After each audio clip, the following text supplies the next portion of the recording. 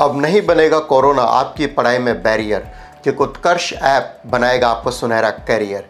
जी हाँ, 6th 12th के प्यारे बच्चों, यदि आप अपनी पढ़ाई के प्रति थोड़ा सा भी सीरियस हैं और अपनी क्लास में लीड करना चाहते हैं तो उत्कर्ष ऐप में चल रही हैं लाइव क्लासेस, जहां आपको मिलता है बेस्ट एजुकेटर्स के द्वारा teaching, E notes, MCQs, Sunday test and many मोर।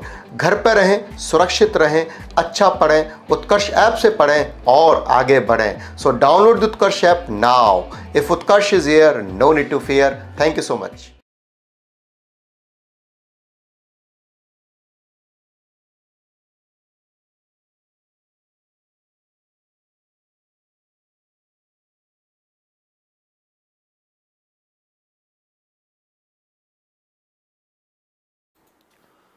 नमस्कार बंधुओं, उत्कर्ष परिवार में आप सभी का बहुत बहुत स्वागत, अभिनंदन है। मैं सहदेव चौधरी आप सभी को नमस्कार करता हूं। पिछली कक्षा में हम बात कर रहे थे लिंग की पहचान के विशेष नियम की, और लिंग की पहचान के विशेष नियम में मैंने आपको बताया था कि कैसे पहचानोगे लिंग को, कैसे पता लगाओगे कि इसमें कौन सा लिंग है। तो मैंने इसमें आपको बताया था सबसे पहले पुल्लिंग की पहचान के विशेष नियम, और पुल्लिंग की पहचान के विशेष नियम में कुछ हम बात कर चुके थे, जैसे दिन या वारों के नाम आ जाए, ग्रह या नक्षत्रों के नाम आ जाए, समुद्रों के नाम आ जाए, इनमें कौन सा लिंग होता है? पुल्लिंग होता है, ठीक है ना। अब देश या देशों के नाम भी किस में आते हैं? पुल्लिंग में, लेकिन श्रीलंका किस में आया था? स्त्रीलिंग में, ठीक है ना। इसी प्रकार पृथ्वी किस में आती है? स्त्रीलिंग में। अब बात करेंगे आगे पर्वतों के नाम। हाँ बिल्कुल, हाँ राकेश कुमार, बहुत बहुत धन्यवाद भाई जी, ये मेरा सौभाग्य है कि आपको इतने अच्छे से समझ आ जाती है। अब बात करेंगे आगे पर्वतों के नाम की। पर्वतों के नाम तो हम 4 पिछली कक्षा में लिख चुके थे, अब जो है 5वां है, और 5वां कौन सा है? पर्वतों के नाम। पर्वतों के नाम किस में आते हैं? पुल्लिंग में आते हैं। पर्वतों के नाम किस में आते हैं? पुल्लिंग में आते हैं। अब पर्वतों के नाम में पर्वत, जैसे मैंने कहा हिमालय पर्वत है, हिमालय पर्वत किस में आएगा? इसी में आएगा। अरावली पर्वत इसी में आएगा। विंध्याचल है, सतपुड़ा है, ये सब किस में आएंगे? इसमें। आल्पस है। तो पर्वतों के नाम किस में आएंगे? पुल्लिंग में। तो मैंने लिखा हिमालय, अरावली,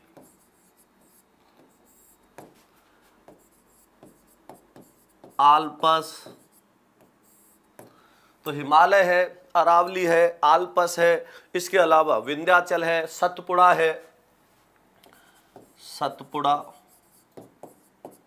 तो ये पर्वतों के नाम किस में आएंगे? पुल्लिंग में आएंगे।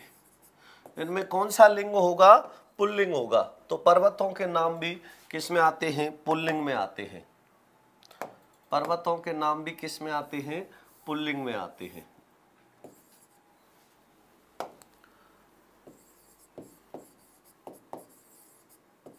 इत्यादि। हाँ, तो अगर इनकी कोई चोटी का नाम आ जाए, कोई चोटी आ जाती, तो स्त्रीलिंग हो जाता। तो पर्वतों के नाम किस में आते हैं? पुल्लिंग में आते हैं। अब आगे देखो, 5वां कौन सा हो गया? पर्वतों के नाम। इसके आगे जैसे मैंने कहा पेड़ों के नाम आ जाए, कौन से आ जाए? पेड़ों के नाम आ जाए।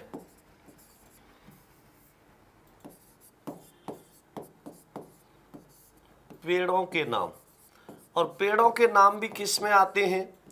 पेड़ों के नाम में भी कौन सा लिंग होता है? पुल्लिंग होता है। अब मैंने लिखा नीम, बरगद। अब नीम किस में आएगा? पुल्लिंग में आएगा। बरगद किस में आएगा? पुल्लिंग में आएगा। इसके अलावा मैंने कहा आम,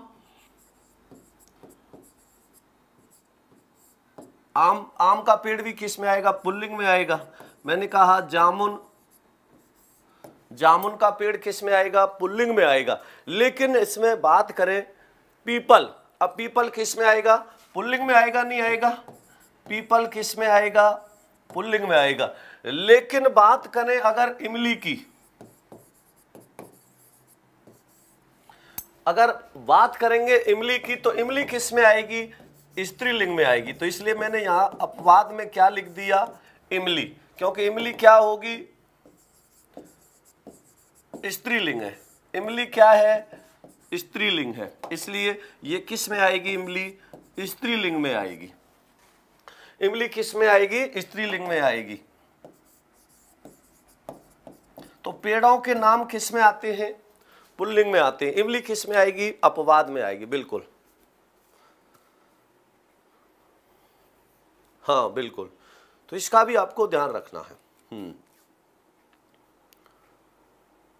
आगे समझिए, तो पेड़ों के नाम इसी में आएंगे। अब बात करें हिंदी महीनों के नाम, इसको भी ध्यान रखना। हिंदी महीनों के नाम आ जाएं, हिंदी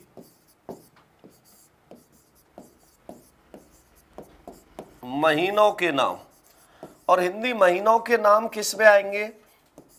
पुल्लिंग में आते हैं। तो ये भी आपको हिंदी के महीने देखो आपको याद होने चाहिए, ठीक है ना। हिंदी के जो महीने हैं ये आपको अच्छे से याद होने चाहिए, जैसे चैत्र है, बैसाख है, जेठ है, आषाढ़ है, श्रावण है, भाद्रपद है, भादो है, तो ये सब आश्विन जिसको हम कह देते हैं, तो इनको भी आप अच्छे से याद कर लेना, क्योंकि ये आपको याद होने बहुत ज़रूरी है। हिंदू संस्कृति में अगर आपको ये भी याद नहीं है तो ये बड़े दुर्भाग्य की बात होती है, तो इसलिए याद रखना। तो हिंदी महीनों के नाम में क्या आएंगे? जैसे चैत्र है, वैशाख है, ज्येष्ठ है, आषाढ़ है, चैत्र, वैशाख, ज्येष्ठ, आषाढ़ इत्यादि। तो हिंदी महीनों के नाम किस में आएंगे? हिंदी महीनों के नाम भी पुल्लिंग में आते हैं, तो इनका भी आपको ध्यान रखना है। हाँ बिल्कुल। अरे विदेशी स्वर एक ही होता है अंग्रेजी भाषा का ओ। व्यंजन 5 होते हैं, कै, ख, ग, जय और फे, जो नुक्ता के साथ आते हैं। विदेशी, जैसे कहूं विदेशी वर्ण या आगत वर्णों की संख्या 6 होती है। हाँ बिल्कुल। मथुरा में कौन सा लिंग है? मथुरा क्या होती है या होता है? मथुरा पुल्लिंग होगा। किसका नाम आ रहा है? शहर का नाम आ रहा है, तो पुल्लिंग में आएगा इसका नाम, ठीक है ना। तो हमारी मथुरा नहीं होता, हमारा मथुरा होता है। हाँ बिल्कुल, इसका भी आपको थोड़ा सा ध्यान रखना है।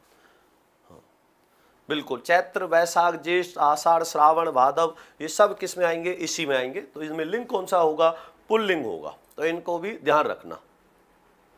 अब आगे समझिए, तो हिंदी महीनों के नाम हो गए, ये भी किस में आएंगे? पुल्लिंग में आएंगे। अगर आ जाएं अंग्रेजी महीनों के नाम, तो अंग्रेजी महीनों के भी नाम का ध्यान रखना। अंग्रेजी महीनों के कुछ शब्द ऐसे होते हैं जो स्त्रीलिंग में भी आते हैं, तो मैं यहां लिख देता हूं अंग्रेजी महीनों के नाम। और महीनों में ध्यान रखना, ई दीर्घ आती है, ये कई बार शब्द शुद्धिकरण में पूछ लेता है। तो महीनों में ई कैसी आएगी?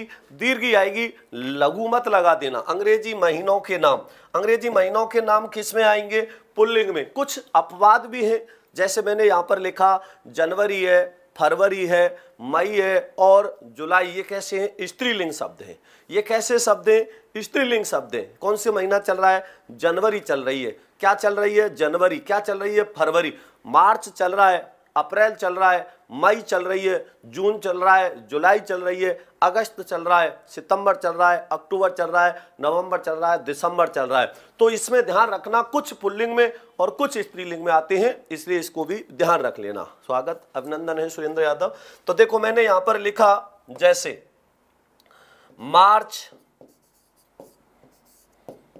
अप्रैल,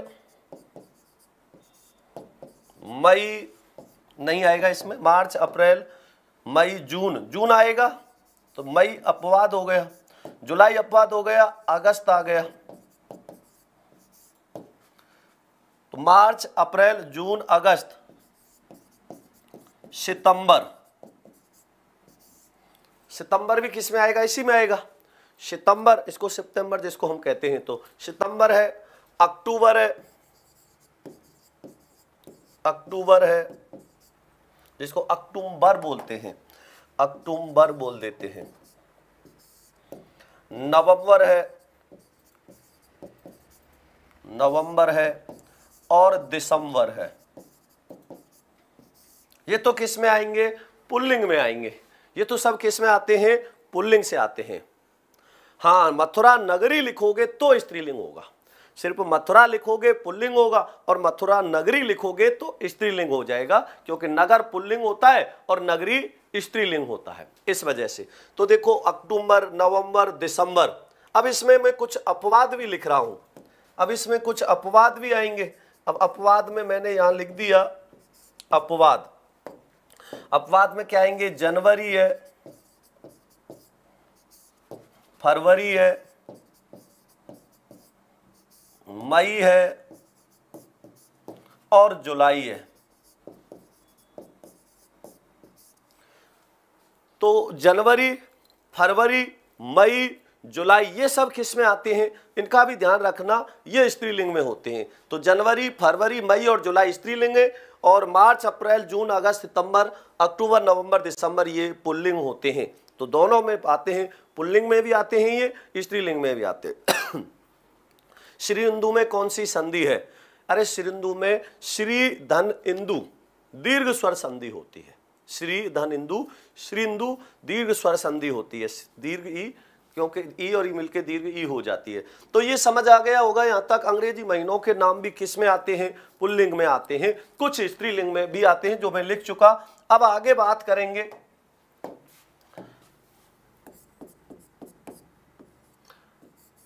अनाजों के नाम।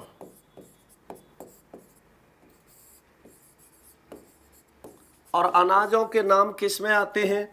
पुल्लिंग में आते हैं। अनाजों के नाम किस में आते हैं? धन्यवाद आशीष जी। अनाजों के जो नाम होते हैं ये पुल्लिंग में आते हैं, लेकिन कुछ स्त्रीलिंग भी हैं इसमें, कुछ अपवाद में स्त्रीलिंग भी आते हैं। जैसे ज्वार है, अरहर है, मूंग है, और ये किस में आएंगे? पुल्लिंग में आएंगे। लेकिन मक्की किस में आएगी? अपवाद में आ जाती है, वो स्त्रीलिंग में होती है। अब इसमें देखो कुछ महत्वपूर्ण बात है। जैसे मैंने कहा ज्वार पक गई, बहुत अच्छे से समझना। इसमें अरहर पक गई कहते नहीं कहते, मूंग पक गए, तो इसमें मूंग पुल्लिंग में भी आता है, ध्यान रख लेना। अब इसमें जैसे मैंने कहा ज्वार, अब ज्वार होता है या होती है? ज्वार है। ज्वार के अलावा मैंने आपसे कहा जैसे अरहर है, तो अरहर का या अरहर की, अरहर है। इसके अलावा जैसे मैंने आपसे कहा मक्का, मक्का पुल्लिंग है, और मक्की क्या होगी?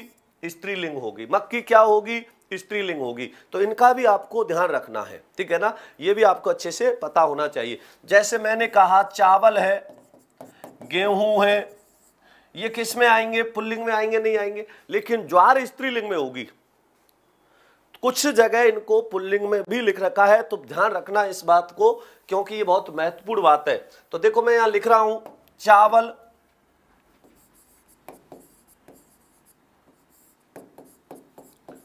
गेहूं, चावल है, गेहूं है, मक्का है। तो चावल, गेहूं, मक्का, चना इत्यादि, ये तो किस में आएंगे? पुल्लिंग में आएंगे। लेकिन अपवाद में कौन से आएंगे? तो इनका ध्यान रखना बहुत महत्वपूर्ण है। जैसे मैंने कहा ज्वार है,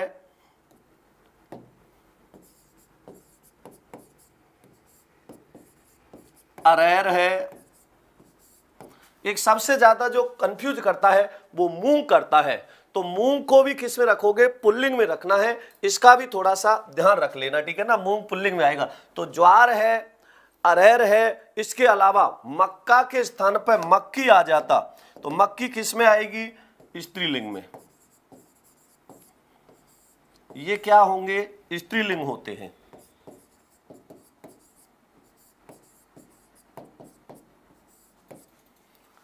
ये किस में आएंगे? स्त्रीलिंग में आएंगे। तो ये ध्यान रखना, ठीक है ना?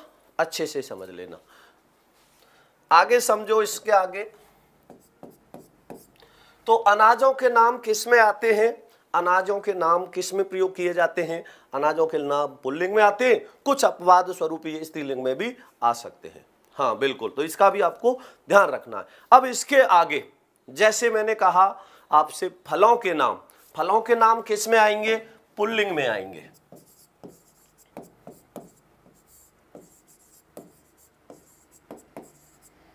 फलों के नाम, अब फलों के नाम किस में आते हैं? पुल्लिंग में आते हैं। जैसे मैंने कहा आम है, अंगूर है, संतरा है, सेब है, अनानास है, खरबूजा है, खरबूज है, तरबूज है, खजूर है, ये सब किस में आते हैं? पुल्लिंग में। लेकिन लीची और खुबानी, ये क्या होते हैं? अपवाद होते हैं। तो मैं यहां लिख रहा हूं आम, संतरा, चीकू, आम, संतरा, चीकू, खरबूज, तरबूज, खरबूज है, तरबूज है, ये क्या है? सब किस में आएंगे? पुल्लिंग, क्योंकि फलों के नाम है। इसके अलावा अंगूर है,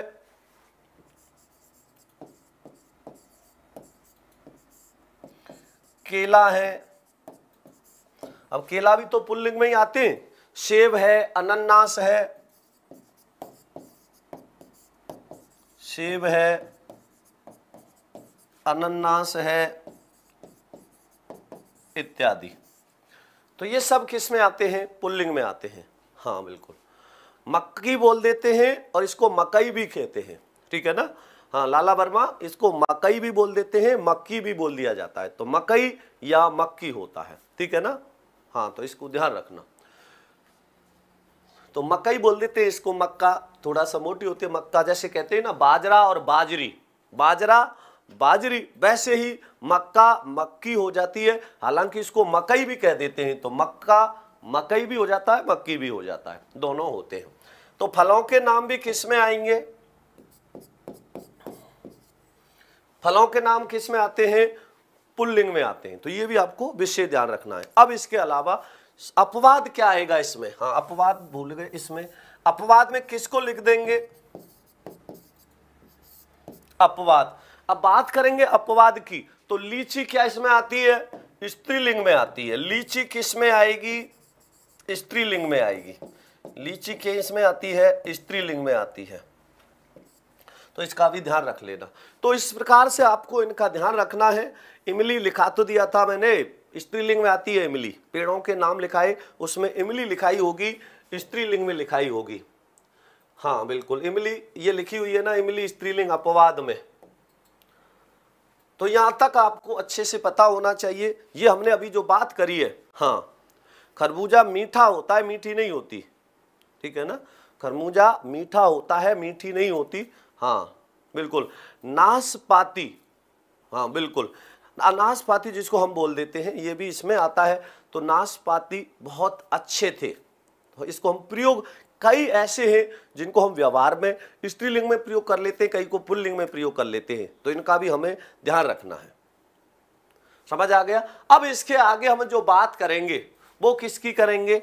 पुल्लिंग हमें पहचान लिख ली, अब स्त्रीलिंग की बात करेंगे, तो उनका भी आपको ध्यान रखना है। स्त्रीलिंग की पहचान के विशेष नियम अब लिखेंगे। स्त्रीलिंग शब्दों की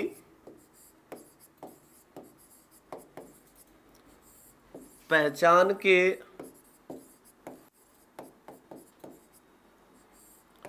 विशेष नियम। स्त्रीलिंग शब्दों की पहचान के विशेष नियम समझना है अब, ठीक है ना।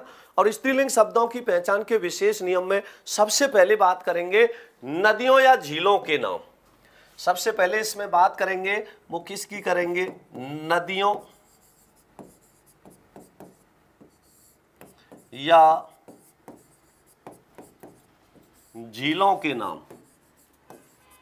और नदियों या झीलों के नाम किस में आते हैं? स्त्रीलिंग में आते हैं। नदियों या झीलों के नाम किस में आते हैं? स्त्रीलिंग में आते हैं। अब जैसे नदियों या झीलों के नाम में मैंने कहा, जैसे गंगा है, यमुना है, सरस्वती है, कृष्णा है, गोदावरी है, तो ये सब किस में आएंगे? स्त्रीलिंग में आएंगे। तो गंगा, यमुना, सरस्वती, कृष्णा, गोदावरी नदियां हो गई। चिल्का झील है उड़ीसा में। पचपदरा झील है कि नहीं है? तो पचपदरा भी क्या है? झील ही है, ये भी इसमें आएगा। तो गंगा, यमुना, सरस्वती, कृष्णा, गोदावरी, चिल्का, पचपदरा। तो कृष्णा नदी है, चिल्का झील है, पचपदरा भी क्या है, झील है बाड़मेर में। तो इनका भी आपको ध्यान रखना है। समझ में आ रहा है नहीं आ रहा? तो इनका भी आपको ध्यान रखना है, ये भी आपको अच्छे से पता होने चाहिए इत्यादि। तो नदियों या झीलों के नाम किस में आते हैं? नदियों या झीलों के नाम भी स्त्रीलिंग में आते हैं। कोई नद्य होता तो पुल्लिंग में आ जाता। हाँ, तो इसको ध्यान रखना है, ठीक है ना। हाँ, आगे देखो, तो नदियों या झीलों के नाम किस में आ गए? स्त्रीलिंग में आ गए। अब भाषाओं के नाम, भाषा या बोली या लिपियों के नाम, कोई भाषा हो या कोई बोली हो या लिपि हो, तो भाषा, बोली या लिपियों के नाम किस में आते हैं? स्त्रीलिंग में आते हैं। तो यहां पर मैं लिख रहा हूं, भाषा, बोली या लिपियों के नाम,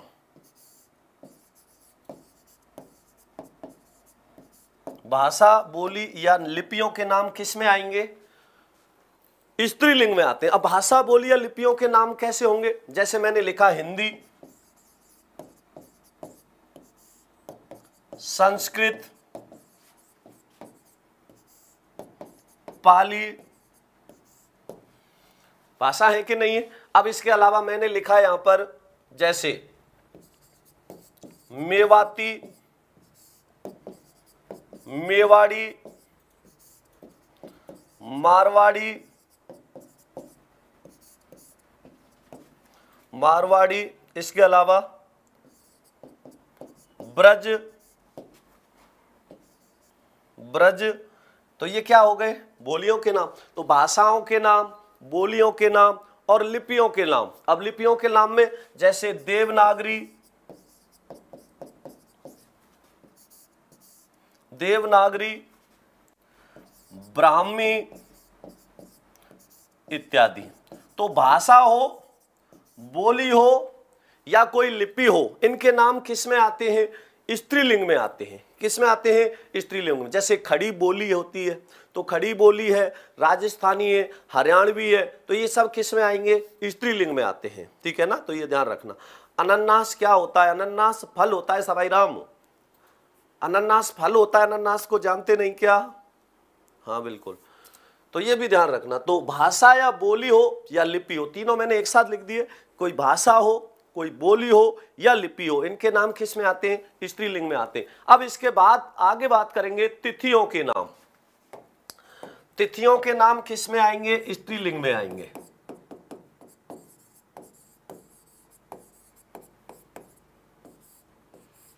तिथियों के नाम, और तिथियों के नाम किस में आते हैं? स्त्रीलिंग में आते हैं। जैसे प्रथमा, प्रथमा, द्वितीया, प्रथमा है, द्वितीया है, तृतीया है, चतुर्थी है, पंचमी है, षष्ठी है। तो सब इनके नाम, तिथियों के नाम किस में आएंगे? तो प्रथमा, द्वितीया, तृतीया। देखो द्वितीया सही लिखा है क्या? ध्यान रखना, द्वितीया में दीर्घ ही आती है, इसको थोड़ा सा ध्यान रखना। इसको शब्द शुद्धि में बहुत देता है, तो द्वितीया में यहां दीर्घ ही आती है। तो प्रथमा, द्वितीया, तृतीया, चतुर्थी, पंचमी, पंचमी है। इसके अलावा एकादशी है, एकादशी है। तो एकादशी भी क्या तिथि होती है? नहीं होती, जिसको हम क्या कह देते हैं? ग्यारस कह देते हैं। इसके अलावा पूर्णिमा है, पूर्णिमा है, अमावस्या है, पूर्णिमा है, अमावस्या है। ये सब क्या है? तिथियों के नाम है। तो तिथियों के नाम भी किस में आते हैं? स्त्रीलिंग में आते हैं। तिथियों के नाम भी किस में आते हैं? स्त्रीलिंग में आते हैं। तो ये भी आपको ध्यान रखना है। हाँ बिल्कुल, बहुत बहुत स्वागत, अभिनंदन है आपका। हाँ बिल्कुल नीतू भारद्वाज जी। तो प्रथमा, द्वितीय, तृतीय, चतुर्थी, पंचमी, एकादशी सब किस में आएंगे? ये भी किस में प्रयोग किए जाते हैं? स्त्रीलिंग में होते हैं। हाँ बिल्कुल। तुलसी स्त्रीलिंग में आएगा, बिल्कुल। आशु जी, जो तुलसी है ये किस में आएगा? तुलसी का पौधा कह दिया तो ये किस में चला जाएगा? पुल्लिंग में चला जाएगा। तुलसी पूजनीय होती है तो तुलसी स्त्रीलिंग में आती है। हाँ भैया द्विज, तो हाँ इसको भी थोड़ा सा ध्यान रखना, ठीक है ना, ये भी आपको अच्छे से पता रखने हैं। तो तिथियों के नाम आ जाएं तो तिथियों के नाम भी किस में आएंगे, ये भी आपको बहुत अच्छे से पता होना चाहिए। अब शरीर के अंगों के कुछ नाम, शरीर के अंगों के कुछ नाम तो आते हैं पुल्लिंग में और कुछ आते हैं स्त्रीलिंग में। शरीर के अंगों के नाम, शरीर के अंगों के नाम, अब शरीर के अंगों के कुछ नाम तो पुल्लिंग में आते हैं, जैसे मैंने कहा हाथ है, पैर है, ठीक है ना, हाथ है, पैर है, मुंह है, ये क्या है? पुल्लिंग में है। लेकिन मैंने कहा ठोडी है तो किस में आएगा? स्त्रीलिंग में। नाक है किस में आएगा? स्त्रीलिंग में। आंख है, ये किस में आएगा? स्त्रीलिंग में। तो शरीर के अंगों के नाम, शरीर के अंगों के कुछ नाम लिख देता हूं, कुछ नाम, जिससे आपको ध्यान रहे कि ये पुल्लिंग में भी आते हैं। जैसे मैंने कहा आंख है, नाक है, भौं है, जीभ है, नाक है, ठोड़ी है, गर्दन है। कहते हैं कई बार मेरी गर्दन टूट गई, तो गर्दन भी किस में आएगा? इसमें ही आएगा। और जैसे मैंने कहा पलक हैं, पलकें हैं, क्या है? पलकें हैं, तो पलकें भी किस में आएगा? इसी में ही आएगा। कहते नहीं कि मेरी पलकों पर बैठा के रखूं, तो पलके मतलब क्या है? स्त्रीलिंग होता है, तो इसका भी आपको ध्यान रखना है। जीभ है, कहते नहीं कि उसकी जीभ बहुत छूट गई है, उसकी जीभ बहुत छूट गई है। हाँ, अंगुली किस में आएंगी? स्त्रीलिंग में ही आएंगी। टांग है, मैं तेरी टांग तोड़ दूंगा, तो टांग किस में आएगा? इसी में आएगा। इसके अलावा जांग है, ये भी किस में आएगा? स्त्रीलिंग में आएगा। मैंने कहा अंगुली है, तो अंगुली किस में आएंगी? स्त्रीलिंग में आएंगी, नहीं आएंगी? हाँ, जैसे उसकी अंगुलियां बहुत लंबी हैं, तो अंगुली किस में आएगा? हाँ, बहुत स्त्रीलिंग में आएगा। तो ये भी आपको ध्यान रखना है। तो आंख, नाक, ठोड़ी, भौं, जीभ, गर्दन, पलके, टांग, जांग, अंगुली, ये सब किस में आते हैं? हाँ बिल्कुल। पेट पुल्लिंग में आएगा। कहते नहीं मेरा पेट फोड़ दिया, तो फोड़ दी नहीं होता, फोड़ दिया होता है। बिल्कुल, हाँ बिल्कुल। नाक स्त्रीलिंग में तो आएगा, मेरी नाक होती है, मेरा नाक नहीं होता, ये आपको ध्यान रखना है। हाँ, तो ये क्या हो गए? स्त्रीलिंग। अब कुछ इसके अपवाद भी हैं जिनका आपको ध्यान रखना है। अब कुछ इनमें पुल्लिंग भी होते हैं, कुछ इसमें स्त्रीलिंग भी होते हैं। तो पुल्लिंग इसके अलावा होंगे, वो किस में आएंगे? पुल्लिंग में आएंगे, ठीक है ना। जैसे कुछ और भी हैं, जैसे कई चीज ऐसी होती हैं, जैसे हम प्रत्य जोड़ के भी इनका रूप बना लेते हैं, प्रत्य जोड़ के भी इसका रूप बदल देते हैं, उसका भी ध्यान रखना है, ठीक है ना।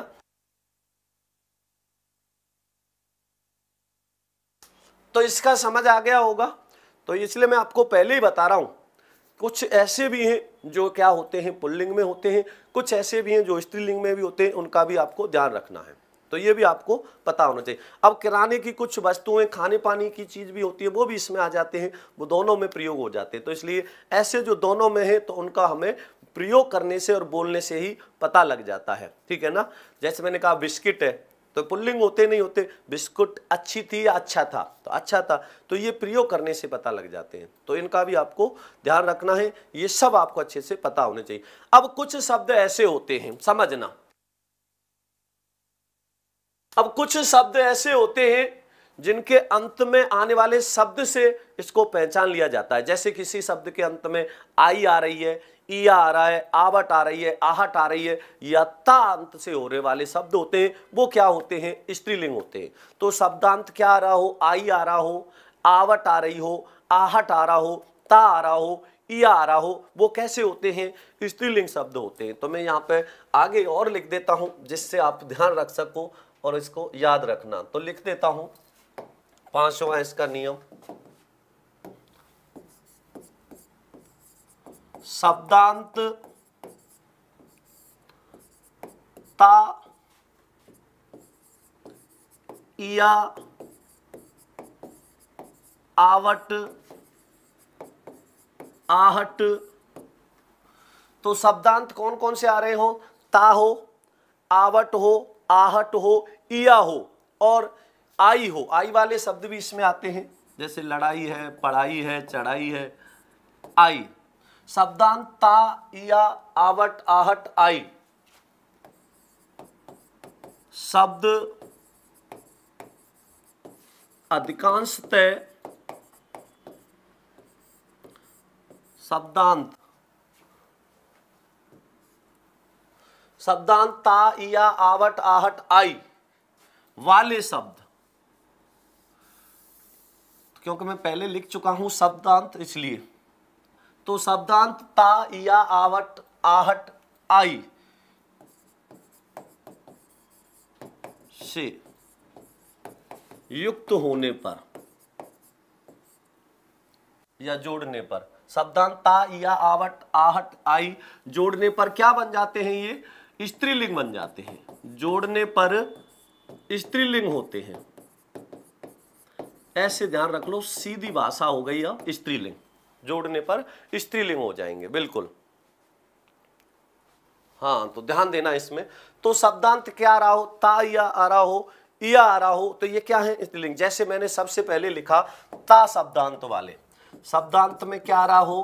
ता आ रहा हो। अब ता से अंत होने वाले शब्द किस में आएंगे? अधिकांशतः किस में हो जाते हैं? जैसे मैंने कहा मानवता, तो मानव पुल्लिंग है और मानवता स्त्रीलिंग होता है नहीं होता? जैसे मानवता,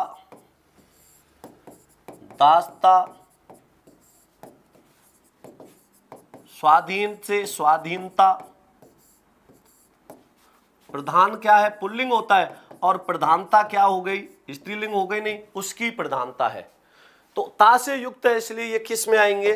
स्त्रीलिंग में। तो शब्दांत क्या आ जाए? ता आ जाए तो क्या हो जाते हैं? स्त्रीलिंग हो जाते हैं। अब ता के बाद में देखो, जैसे इया, अब डिब्बा क्या होता है? पुल्लिंग होता है, तो डिबिया क्या हो जाएगा? स्त्रीलिंग होगा नहीं होगा? तो डिबिया। तो ये बनाते नहीं बनाते? तो जैसे मैंने लिखा चूहिया, तो चूहा का क्या हुआ? चूहिया। चूहा का क्या होगा? चूहिया। तो चूहा पुल्लिंग होता है और चूहिया स्त्रीलिंग होता है। डिब्बा का बनाया डिबिया, तो डिब्बा पुल्लिंग होता है और डिबिया स्त्रीलिंग होता है। खाट से बना दिया खटिया, खटिया क्या हो गया? स्त्रीलिंग हो गया।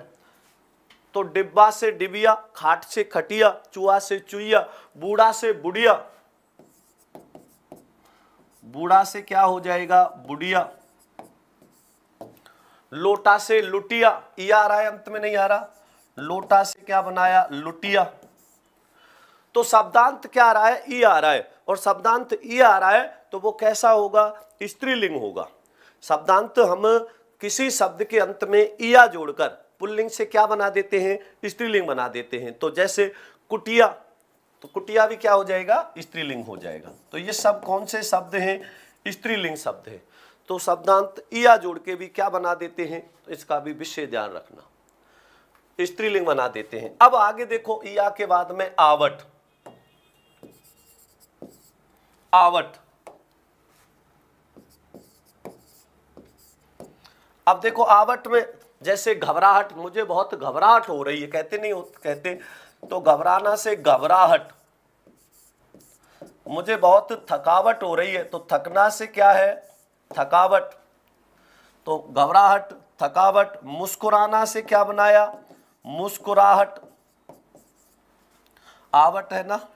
अच्छा, आवट वाले हैं, आहट वाले पीछे लिखेंगे। घबराहट, तो देखो थकावट, तो पहले आवट लिख लो, आहट अलग से लिख लेना। तो सबसे पहले मैंने लिखा जैसे मुझे बहुत थकावट हो रही, तो आवट मतलब थकावट होगा। सजाना क्रिया है और इसकी क्या कर रहे हैं हम? सजावट हो रही है। मिलाना से क्या बना देंगे? मिलावट बना देंगे। मिलाना से क्या बनाया? मिलावट, उसकी बहुत मिलावट हो रही है। तो मुस्कुराहट में तो आहट आएगा, तो आहट के बाद में लिखेंगे, पहले ये समझ लेना। हाँ बिल्कुल। बुरा कैसा शब्द है? बुरा शक्कर जो होती है वो पुल्लिंग में आता है, ठीक है ना? बिल्कुल इसमें आएगा। तो बनावट, थकावट है, बनावट है, ये सब किस में आएंगे? स्त्रीलिंग में। तो आवट से अंत वाले क्या होते हैं? स्त्रीलिंग होते हैं। इनका भी आपको ध्यान रखना है। आगे देखो, अरे छोरा पढ़ लो भाई, है पढ़ाई पे ध्यान दे लो। आहट, तो आहट भी किस में आएगा? इसी में आ जाएगा। तो आहट कैसे? जैसे मैंने लिखा घबराहट, तो घबराना क्रिया है, आहट प्रत्यय जोड़ दिया तो क्या बन गया? घबराहट बन गया। क्या बनेगा? घबराहट। तो घबराहट भी इसी में आएगा, नहीं आएगा? बिल्कुल। घबराहट, मुझे बहुत घबराहट हो रही है। उसकी मुस्कुराहट बहुत अच्छी है, तो मुस्कुराहट क्या है? मुस्कुराहट। तो घबराहट है, मुस्कुराहट है, चिकनाहट है, चिकनाहट।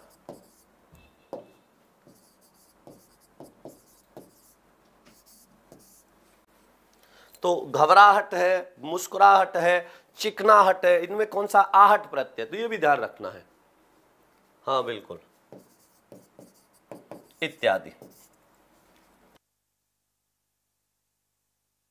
शब्दांत क्या जोड़ के? ता, इया, आवट, आहट और आई। अब आई वाले शब्द भी इसमें हम लिखेंगे कुछ, उनको भी ध्यान से समझना। तो आई से अंत होने वाले भी किस में आते हैं? हाँ, कोई बात नहीं, जय महाकाल, जो जिस काम को आया है वो ही काम करेगा। हाँ, बहुत बहुत स्वागत, अभिनंदन है श्रीनाथ जांगीड़ जी, बिल्कुल आओ। हाँ बिल्कुल, तहे दिल से स्वागत है आपका। तो ये किस में आ रहे हैं? किस में प्रयोग किया जा रहा है इनका? शब्दांत इनको किस में प्रयोग कर दिया हमने? स्त्रीलिंग। अब अंत में बात करेंगे आई की। तो आई से अंत होने वाले भी किस में आ जाते हैं? स्त्रीलिंग में ही आते हैं। जो शब्दांत क्या जोड़ दें इसमें? आई जोड़ दें, तो वो भी किस में आएंगे? इसी में आएंगे। तो ये भी ध्यान रखना। बिल्कुल, चिल्लाहट भी होगा। हाँ, तो अब आई से अंत वाले समझना। जैसे मैंने लिखा पढ़ना, पढ़ाई, तो इसी में आएगा। हाँ बिल्कुल, तो पढ़ाई है, तो अंत में क्या आ रहा है इसके? आई आ रहा है, नहीं आ रहा? और अंत में आई आ रहा है, तो जाहिर सी बात है ये किस में होगा? हाँ बिल्कुल, आई आ रहा है तो ये किस में आएगा? स्त्रीलिंग में आएगा। पढ़ाई है, इसके अलावा मैंने कहा लड़ाई है, तो अंत में क्या आ रहा है? लड़ाई में आई आ रहा है, नहीं आ रहा? मैंने लिखा सिलाई, तो सिलाई के अंत में भी क्या आ रहा है? कर्फ्यू में थोड़ी सी क्या दे दी? ढिलाई दे दी। किस में आएगा? ढिलाई भी इसमें आएगा, ढिलाई।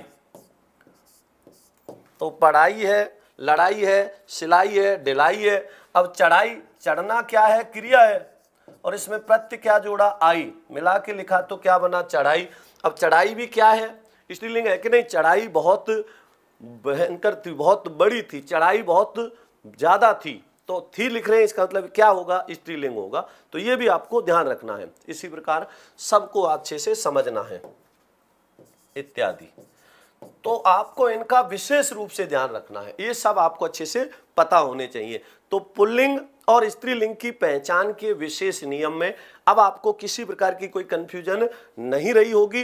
इनका आपको थोड़ा सा ध्यान रखना है। हाँ बिल्कुल, इनको अच्छे से समझ लेना है। तो शब्दांत क्या क्या आ जाए? ता आ जाए, इया आ जाए, आवट आ जाए, आहट आ जाए, आई आ जाए, ये क्या होते हैं? स्त्रीलिंग होते हैं। तो ये जो मैंने आपको बताए पुल्लिंग और स्त्रीलिंग पहचान की जो विशेष नियम है वो क्या क्या होते हैं, इनको आप अच्छे से समझ लेना, इनका आपको ध्यान रखना है। अब सदैव पुल्लिंग शब्दों के साथ क्या जोड़ के? सदैव पुल्लिंग शब्दों के साथ मादा जोड़ के और सदैव स्त्रीलिंग शब्दों के साथ नर जोड़ के क्या बना दिया जाता है? किसका प्रयोग कर देते हैं? तो इसका भी आपको ध्यान रखना है, ये भी आपको अच्छे से पता होना चाहिए। लिंग परिवर्तन हो जाता है। पुल्लिंग, सदैव पुल्लिंग शब्दों के साथ मादा जोड़ के और सदैव स्त्रीलिंग शब्दों के साथ नर जोड़ के क्या कर दिया जाता है? लिंग परिवर्तन कर दिया जाता है। इसका आपको ध्यान रखना है। हाँ, तो ये भी अच्छे से पता होना चाहिए। हाँ, हट गया हिमांशु जी, आराम से स्क्रीनशॉट ले सकते हो। हाँ बिल्कुल। अरे कौन लड़ाई कर रहा है? लड़ाई मत किया करो, तुम क्लास लेते समय लड़ते क्यों हो? हाँ बिल्कुल। क्या हो गया स्वीटी, क्यों रोने लग जाते हो तुम? अब इसमें देखो, ले लिया होगा एक स्लाइड, इसको भी सुन लो पहले। ये आपको अच्छे से पता है, हालांकि मैं इसके बारे में आपको बता ही चुका हूं। जितने भी बोर्ड हैं सभी बोर्डों की क्लासें शुरू हो चुकी हैं। जितने भी आपके भाई बहन जानकार जितने भी हैं उन सबको ये सूचना अवश्य दे देना कि ये जो कोर्स है आपका 6ठी से 12वीं तक का लाइव रिकॉर्डेड क्लास है, हिंदी और इंग्लिश मीडियम दोनों का चल रहा है। सभी को सूचना, जो भी आपके जानकार हैं, बहुत ही नाम मात्र के शुल्क में ये है, तो इसको आप ध्यान रखना। हाँ बिल्कुल। अब देखो इसके आगे, ठीक है ना। अब सुनिए, इसमें थोड़ा सा ध्यान देना। यहां तक तो आपके समझ आ गया होगा। अब इसमें जो कुछ भी मैंने आपको बताया है ये इसकी पहचान के विशेष नियम है, और आप जो हमने बातें करी है इनको थोड़ा सा ध्यान दे लेना। पर्वतों के नाम किस में आते हैं? पुल्लिंग में। पेड़ों के नाम पुल्लिंग में। अपवाद क्या था? स्त्रीलिंग में इमली था। हिंदी महीनों के नाम किस में आते हैं? पुल्लिंग में। चैत वैशाख, चैत के बाद में क्या आता है? वैशाख आता है। चैत वैशाख ये किस में आएंगे? पुल्लिंग में आएंगे। अंग्रेजी महीनों के नाम, अंग्रेजी महीनों के नाम अपवाद में क्या आ रहे थे? जनवरी, फरवरी, मई और जुलाई आ रहे थे। इसके बाद अनाजों के नाम पुल्लिंग होते हैं, लेकिन ज्वार, अरहर, मक्की, जिसको हम मकई भी कह देते हैं, ये स्त्रीलिंग में आते हैं। पर फलों के नाम पुल्लिंग में आते हैं, ठीक है ना। इसके बाद में अपवाद में क्या था? लीची थी। आगे हमने पढ़ा स्त्रीलिंग शब्दों की पहचान के विशेष नियम। स्त्रीलिंग शब्दों की पहचान के जो विशेष नियम हैं उसमें क्या आ रहे थे? नदियों या झीलों के नाम स्त्रीलिंग में आते हैं। भाषा या बोलियों या लिपियों के नाम, हिंदी, संस्कृत, पाली, जितनी भी हमने ये लिखी थी, ये सब किस में आते हैं? स्त्रीलिंग में आते हैं। इसके बाद बात करी थी तिथियों के नाम। तिथियों के नाम किस में आते हैं? स्त्रीलिंग में आते हैं। शरीर के अंगों के कुछ नाम पुल्लिंग में आते हैं, कुछ स्त्रीलिंग में आते हैं। स्त्रीलिंग में कौन से आते हैं ये आपको ध्यान रखना है। तो जितने भी आंख, नाक, भौं, जीभ, नाक, आप नाक इसमें क्या आ गया है? 2 बार आ गया है। जीभ, तो आंख, नाक, भौं, जीभ, ठोड़ी, गर्दन, पलकें, टांग, पलकें, पलक कर दो भले, इसको बहुवचन लिखने की आवश्यकता नहीं। पलक, टांग, जांग, अंगुली, ये किस में आते हैं? स्त्रीलिंग में आते हैं। इसके आगे हमने लिखा था शब्दांत ता, या, आवट, आहट, आई जोड़ने पर क्या बन जाते हैं? स्त्रीलिंग बन जाते हैं। तो इनका आपको ध्यान रखना है, ये सब आपको अच्छे से पता होने चाहिए। तो यहाँ तक सभी के अच्छे से समझ आ गया होगा, किसी प्रकार की कोई कंफ्यूजन नहीं रही होगी। तो आज के लिए इतना ही काफ़ी है। कल मिलते हैं। सभी भाई बहनों को नमस्कार, धन्यवाद, जय श्री कृष्णा, राधे राधे।